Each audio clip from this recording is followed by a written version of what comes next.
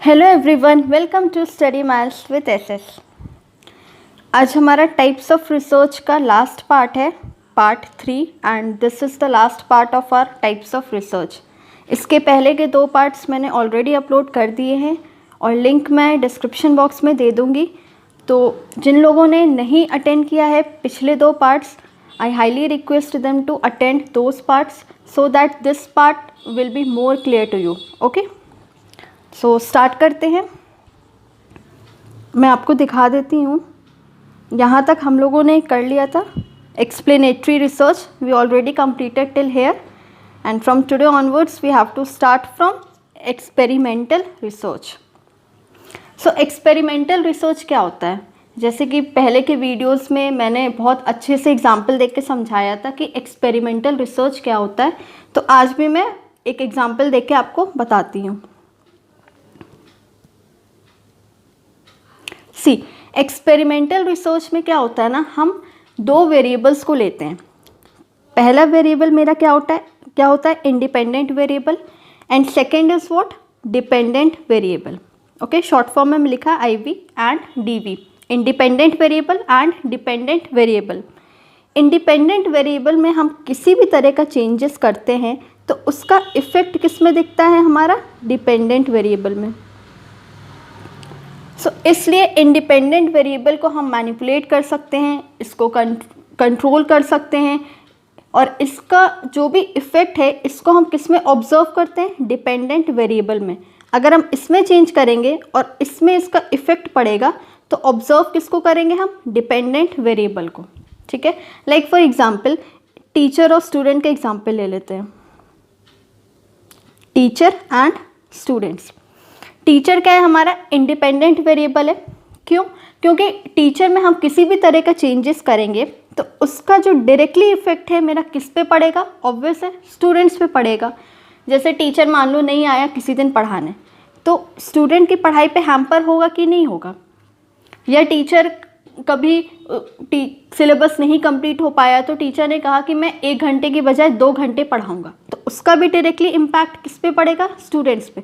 So that is the only reason why we consider students as dependent variable and teacher as independent variable. Independent variable में हम changes करते हैं तो उसका impact किस में देखते हैं, dependent variable में। Okay, so this was all about your experimental research. Now let's read what's written over here. Experimental research is a quantitative research. We quantify this kind of research method in which the relationship between 2 or more variables is tested by performing experiments. Experiments के basis पे हम 2 या 2 से ज़्यादा variables को test करते हैं और देखते हैं कि एक वेरिएबल में हम चेंज किए हैं तो उसका इम्पैक्ट, उसका रिजल्ट दूसरे वेरिएबल में कितना पड़ा है। ठीक है, The relationship between dependent and independent variable is tested under controlled settings. Means control करके हम तब उसका इफेक्ट हम चेकआउट करते हैं। Okay, hope so this experimental research clear हुआ होगा आपको। नाउ नेक्स्ट है हमारा non experimental research. This experimental research is entirely opposite to experimental research. What we do in experimental research is we manipulate variables, we see the effect of one variable over another.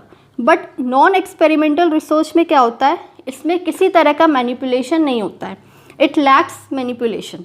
See, non-experimental research is research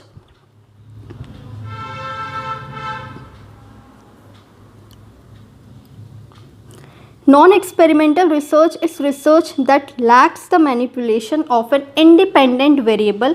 The researcher cannot control, manipulate or alter the variable. Alter means किसी भी तरह का changes नहीं कर सकता है variables में। Okay? क्योंकि नॉन एक्सपेरिमेंटल है, आगे में नॉन लग गया, इट मीन्स कि इंडिपेंडेंट वेरिएबल में किसी भी तरह का मैनिपुलेशन नहीं होगा, ना ही वो किसी वेरिएबल्स को कंट्रोल कर सकेगा और ना ही उन वेरिएबल्स में चेंजेस कर सकेगा। It cannot establish cause and effect relationship. It doesn't even measures how and what extent to these variables changes. इसमें यहाँ तक कि कॉज और इफेक्ट रिलेशनशिप भी नहीं होता। क्यों? क्योंकि इसमें इंडिपेंडेंट और डिपेंडेंट वेरिएबल्स का किसी तरह का मैनिपुलेशन या इफेक्ट नहीं है, इस वजह से कॉज एंड इफेक्ट भी नहीं होगा। And at the same time it does not even measures how and what extent to these variables are changing. कितना एक्सटेंट में ये वेरिएबल्स चेंज हो रहा है और कैसे चेंज हो रहा है ये भी नहीं बताता है। कौन? Non experimental research. बस इतना याद रखना कि एक्सपेरिमेंटल रिसर्च का ऑपोजिट है नॉन एक्सपेरिमेंटल रिसर्च। उसमें हम मैनिपुलेट करते थे, इसमें किसी तरह का मैनिपुलेशन नहीं है। ओके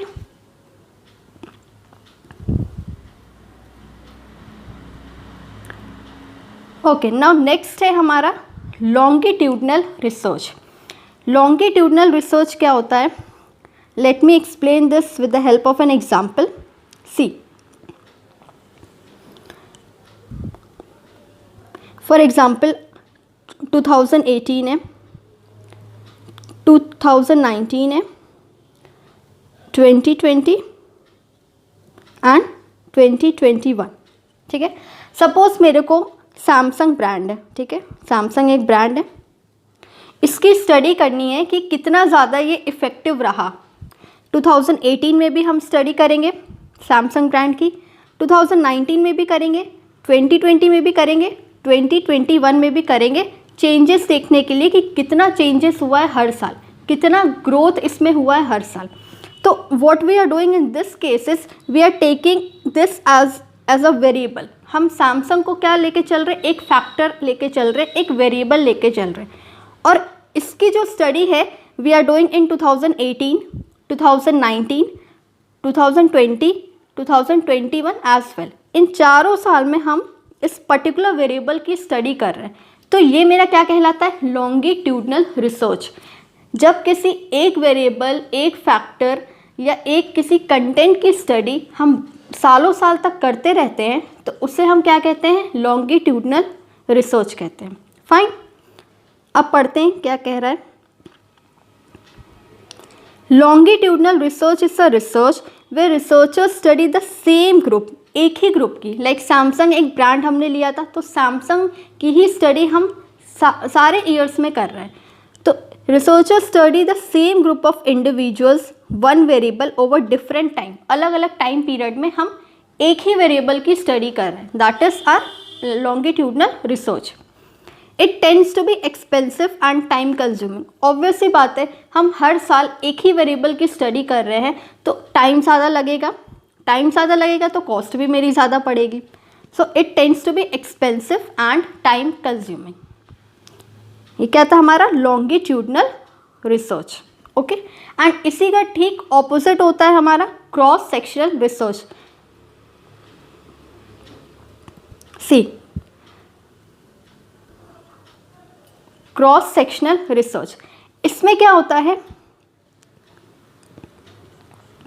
फॉर एग्जाम्पल हमने अलग अलग ब्रांड्स लिए, ठीक है। This time we are taking different brands. Like phone का ही ले लेते, सैमसंग का ब्रांड ले लिया, ओप्पो का ले लिया, एम आई का ले लिया, ठीक है, मोटोरोला का ले लिया। तो हमने क्या किया, अलग अलग ब्रांड्स हमने लिए फ़ोन के, और उनकी जो स्टडी है, इन सारे ब्रांड्स की स्टडी हम कर रहे हैं 2021 में। मीन्स वेरिएबल्स मेरे पास बहुत है, एक से ज़्यादा वेरिएबल है। सैमसंग हो गया, ओप्पो हो गया, मोटोरोला हो गया, डिफरेंट टाइप्स ऑफ वेरिएबल्स है, फैक्टर्स है, लेकिन इन सब की स्टडी हम किस में कर रहे हैं? एक ही साल में कर रहे हैं, दैट इज़ 2021, या कोई भी पर्टिकुलर ईयर। उस पर्टिकुलर ईयर में हम एक या एक से ज़्यादा वेरिएबल्स की स्टडी कर रहे हैं, तो वो क्या कहलाता है? Cross sectional research. Fine, what it says, it is the opposite of longitudinal research. longitudinal में हम क्या करते थे कि एक फैक्टर को लेते थे और उसकी स्टडी अलग अलग ईयर में करते थे, but in this case what we are doing, हम अलग अलग फैक्टर्स की स्टडी एक ही साल में कर रहे हैं। So it is the opposite of longitudinal रिसर्च। Here researchers study different variables at one time. एक ही टाइम पे अलग अलग वेरिएबल्स की स्टडी करता है रिसर्चर इस रिसर्च में। It is inexpensive and do not take a lot of time. Inexpensive होता है, सस्ता होता है, चीप होता है और ज़्यादा टाइम भी नहीं लेता। क्यों? क्योंकि हम एक ही साल में अलग अलग चीज़ों की स्टडी कर रहे हैं, तो इससे मेरा टाइम भी बचता है और कॉस्ट भी कम होता है। बट इन लॉन्गिट्यूडनल में क्या होता था, हम अलग अलग टाइम पे स्टडी करते थे, तो इस वजह से हमारा टाइम भी ज़्यादा लगता था and at the same time it was expensive also. Okay, hope so these two resource have been clear to you, longitudinal as well as cross sectional. Now let's move forward. Case study. Case study research क्या होता है? जब भी किसी भी particular study को हम depth में करते हैं, किसी फिनोमेना को या किसी भी कॉन्टेक्स्ट में, अगर हम उस चीज़ की स्टडी बहुत गहराई में करते, डेप्थ में करते, इन डेप्थ स्टडी करते, तो वो मेरा क्या कहलाता है? केस स्टडी रिसर्च कहलाता है। Case study research comprises of a detailed investigation, जिसमें डिटेल वे में हम इन्वेस्टिगेशन करते हैं, सर्च करते हैं किसी चीज़ को, in depth study of a particular event or case.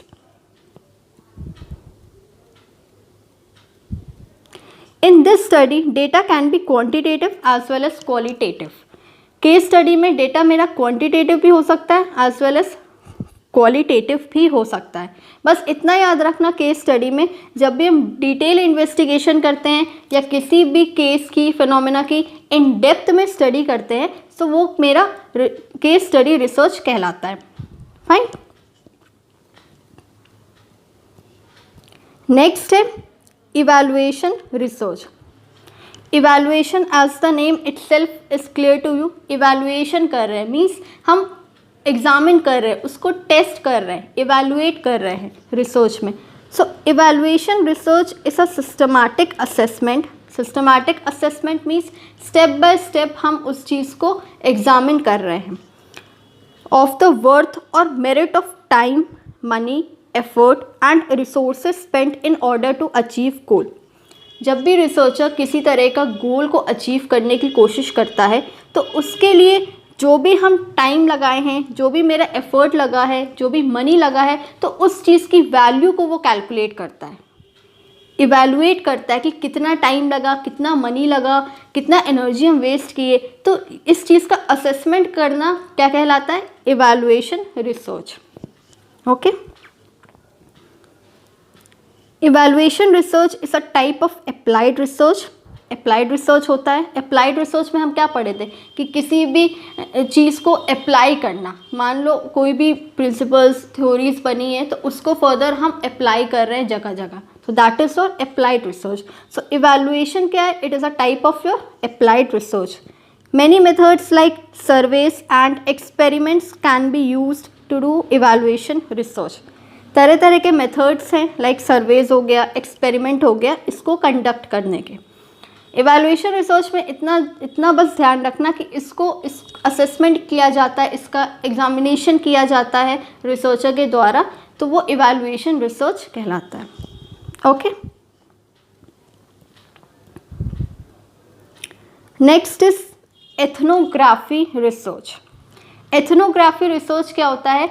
ये वैसा रिसर्च होता है जिसमें हम ह्यूमन कल्चर्स की बात करते हैं, ह्यूमन के कल्चर की स्टडी करते हैं इस तरह के रिसर्च में। Ethnography is the study of human cultures. Human के कल्चर की स्टडी करते हैं। According to Burke and Kirk 2001, ethnography is a method of observing human interactions in social settings and activities. Human का जो भी इंटरेक्शन हुआ है आपस में, जो भी वो लोग बातचीत करते हैं, जो भी उनका कल्चर है, जो भी उनके नॉर्म्स हैं, उन सारी चीज़ की स्टडी किसमें की जाती है? एथनोग्राफी रिसर्च में। इस तरह के रिसर्च को हम क्या कहते हैं? एथनोग्राफी, जिसमें हम कल्चर की स्टडी करते हैं। Okay, the ethnographic research method was developed by anthropologists as a way of studying and describing human cultures. Anthropology क्या होता है? Study of human Mankind. Human Mankind की स्टडी को हम एंथ्रोपोलॉजी कहते हैं। इसलिए इस रिसर्च को किसने डेवलप किया था? एंथ्रोपोलॉजिस्ट ने डेवलप किया था। So in this type of research we study the human cultures. Okay, next है phenomenology research. See the basic difference between ethnography and phenomenology research कि एथनोग्राफी में हम क्या ह्यूमन कल्चर की बात करते थे. We use to study about the human culture.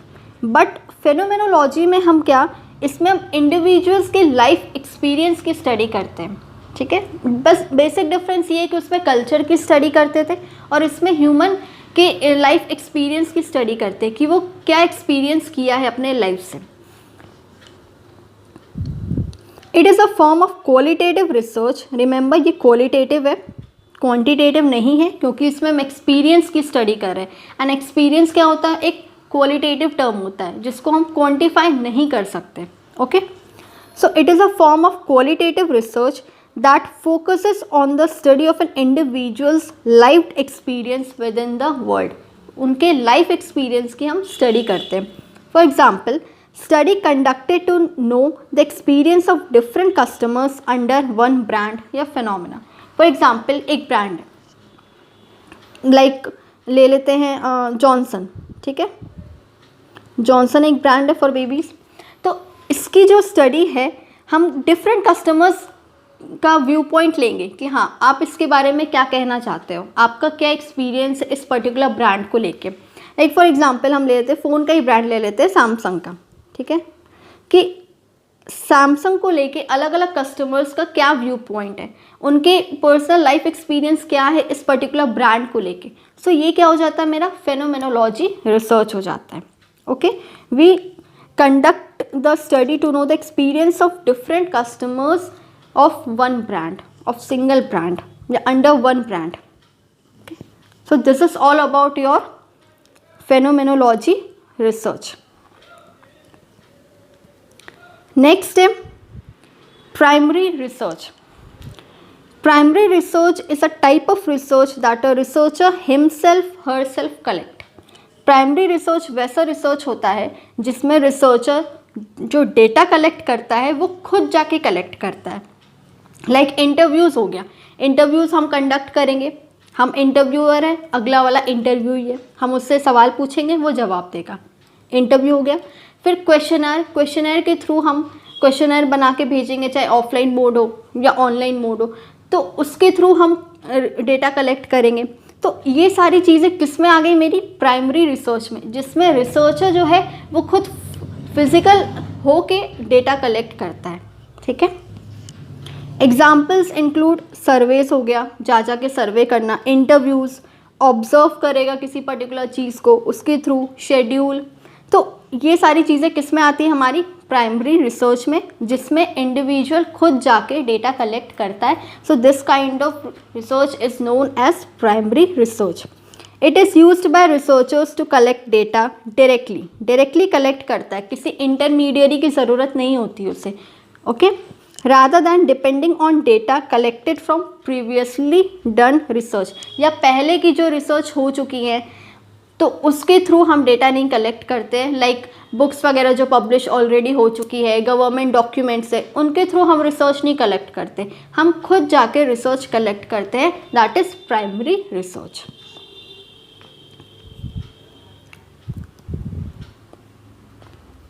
Next is secondary research. What we do in this type of research is, first of all, it is also known as desk research. Remember, याद रखना, secondary research को हम क्या कहते हैं, desk research कहते हैं.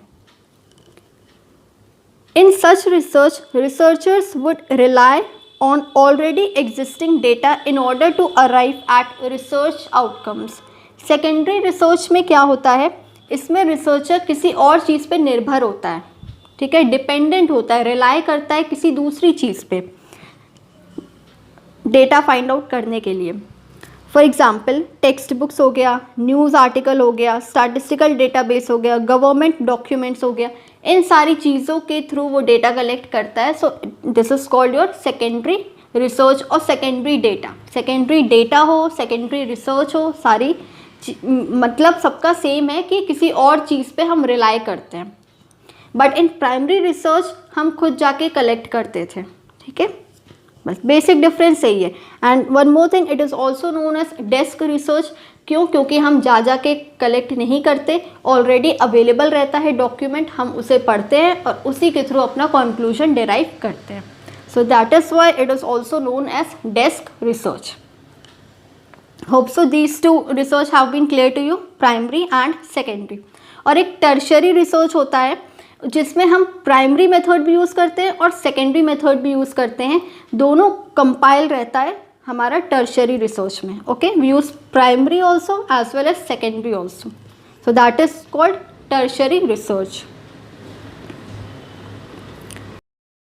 Next, conclusive research. Conclusive research, see from the name itself it is clear कि we are concluding, we are deriving a conclusion, जिसमें हमको एक conclusion मिलता है या किसी decision पे हम पहुँचते हैं। Okay, so conclusive research is a research where information is provided which is further useful in deriving conclusion or decision making. वैसी research जो कि इंफॉर्मेशन देती है मेरे को किसी फर्दर कंक्लूजन तक पहुंचने के लिए, जिसके हेल्प से हम किसी डिसीजन तक पहुंच जाए, किसी चीज़ का कंक्लूजन डिराइव करें, तो वैसी रिसर्च क्या कहलाती है? Conclusive research. It is the research design to assist the decision maker और रिसर्चर इन डिटरमाइन करने में, उसको इवेलुएट करने में, टेस्ट करने में, and selecting the best course of action to take in a given situation, ताकि हम बेस्ट ऑल्टरनेटिव ढूंढ पाएँ, बेस्ट एक्शन हम ले पाएँ उस पर्टिकुलर कंक्लूजन तक पहुंचने के लिए। Okay, so this was all about your conclusive research and this is the last research of our types of research. Total 31 research types हैं जो कि एग्ज़ाम के पॉइंट ऑफ व्यू से बहुत ही रेलिवेंट है। सो अगर आपको सेशन अच्छा लगा है तो प्लीज़ लाइक शेयर सब्सक्राइब ज़रूर करिए, और इसकी PDF मैं टेलीग्राम पे अपलोड कर दूँगी, तो आप वहाँ से जाके पढ़ लेना। And please do like share and subscribe my channel. मिलते हैं नेक्स्ट वीडियो में। Till then take care everyone, good bye.